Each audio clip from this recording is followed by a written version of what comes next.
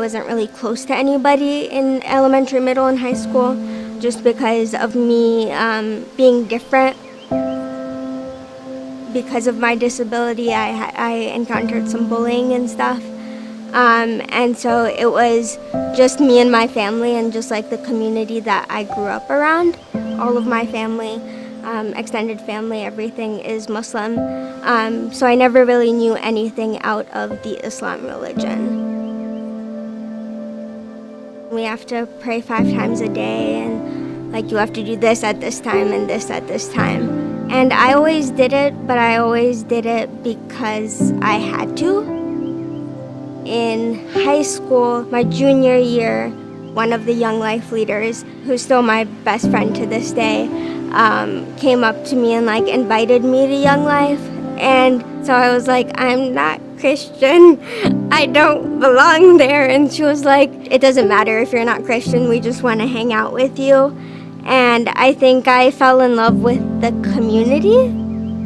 Everyone was just like, all of my leaders were just so loving and just so caring for me. I kept on going and just hearing about Jesus loves you and like Jesus loves me. And I think that fact just kind of moved me inside, because I had come up in the way where you had to do like certain like things to do right in order to have entryway into heaven. And even then, you're not really sure where you're going to end up in said afterlife. I still don't think that I was convinced that I wanted to follow Jesus until I actually lost one of my friends to suicide. I went to InterVarsity, which is another Christian organization. One of my really good friends now, she came to talk to me, and so she really walked with me in that. Meeting after meeting, I would go to InterVarsity, and no matter what the talk would be about, they would stick in the fact that Jesus loves you and like Jesus wants to be in a relationship with you. And I think I kind of fell in love with that idea after hearing it for the millionth time, just because I think I wanted that love, just because with all of the encounters of bullying and not being accepted. And so I just latched onto that idea and just like dove into the Christian religion because I wanted to be in a relationship with Jesus. I ended up going to see my small group leader get baptized. I had no idea what a baptism was when I first went, so I had no idea what to expect. I had never seen something so powerful before, just like seeing someone like declare their faith. I swear I was 30 seconds away from jumping into that tub.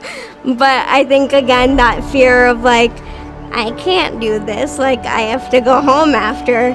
And so I think I was still in that state of like wanting acceptance and just like acceptance from everyone. And I just had to be reminded by my best friends and like the people that are in my life now that like no one has to accept me, like it's Jesus that has to accept you, and he's already accepted you no matter what. So I think I had to like be told that a couple of times, and I was like, yes, I'm going to do it. Life after getting baptized has been really hard. Being in a household where there's not really that aspect of Jesus, and then coming in and being around people who point me back to Jesus, it's kind of a weird balance. I have to remind myself like this is what I believe in now. But honestly, it's also been like the best experience.